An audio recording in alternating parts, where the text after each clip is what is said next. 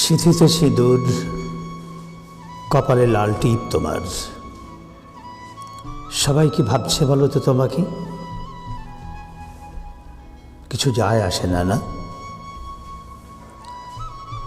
কিন্তু ঠিক এমনি করেই যদি ভাবতে পারতি আজ থেকে 15 বছর আগে, তাহলে আমায় আর ভাবতে হতো না সবাই কি ভাবছে, বলতে হতো না সবাই কি ভাবছে বলো তো।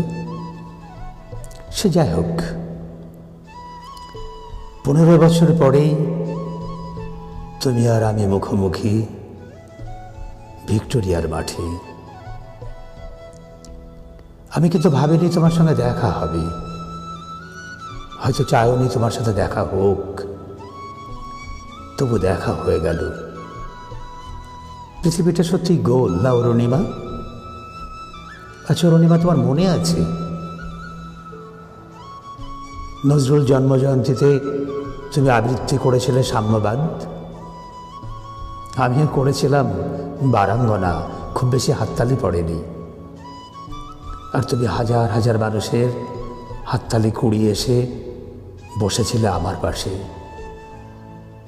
সেদিন গর্বে আমার বুকটা ফুলে উঠেছিল, কারণ তুমি বসেছিলে আমার পাশে, শুধু আমার পাশে। আর চৌধুরী বাড়ির সেই ছোট্ট মেয়ে পুষ্প, তাকে মনে আছে তোমার? যে আবৃত্তি করেছিল মোরা একই বৃন্তে দুটি কুসুম, হিন্দু মুসলমান, মুসলিম তার নয়নমণি, হিন্দু তাহার প্রাণ। মনে আছে অরুণিমা সেসব দিনের কথা? সেদিন তুমি পুষ্পকে খুব চুমু দিয়েছিলে, আমিও। আচ্ছা অরুণিমা, তোমার সে চুম্বন শুধু কি পুষ্পকে, কবিতাকে নয়? হ্যাঁ অরুণিমা, তোমার সে চুম্বন শুধুমাত্র পুষ্পকে, তোমার চুম্বন কবিতাকে ছুঁতে পারেনি। তাই তো সাম্যবাদ আবৃত্তি 10 দিন পর ওরা তোমায় দেখতে এসে বিয়ে করে নিয়ে গেল। সেদিন তুমি সবার অলক্ষ্যে আমার দুটি পা জড়িয়ে ধরে বলেছিলে, আমায় ক্ষমা করো সত্যদা, আমায় ক্ষমা করো। সত্যি কথা বলতে কি অরুণিমা, আমি তোমায় সেদিন ক্ষমা করতে পারিনি, আজও না, হয়তো কোনো দিনও আমি তোমায় ক্ষমা করতে পারবো না।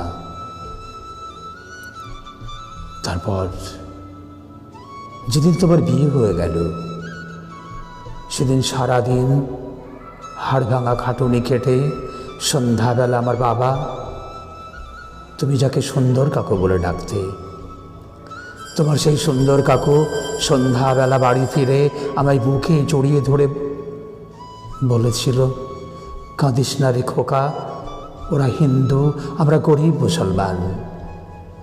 তুমি জানো না অরুণিমা সেদিনের সেই চোখের জলের কথা। তারপর কেটে গেছে সুদীর্ঘ 15টা বছর। আমি ভাবিনি তোমার সঙ্গে দেখা হবে, আমি চাইনি তোমার সঙ্গে দেখা হোক, তবু দেখা হয়ে গেল। আচ্ছা অরুণিমা, তুমি তো জানতে চাইলে না আমি এখন কোথা থেকে কেমন করে এখানে হঠাৎ তোমার মুখোমুখি। তবে শোনো, আমি আসছি সেবা সাধন থেকে, যে সেবা সাধনে মৃত্যুর সাথে লড়াই করছে আমার বাবা, মানে তোমার সুন্দর কাকু, যাকে তুমি সুন্দর কাকু বলে ডাকতে। আর চৌধুরী বাড়ির সেই ছোট্ট মেয়ে পুষ্প 15 বছরে অনেক বড় হয়ে গেছে, সেও সুন্দর কাকুর পাশের বেডে মৃত্যুর সাথে লড়াই করছে।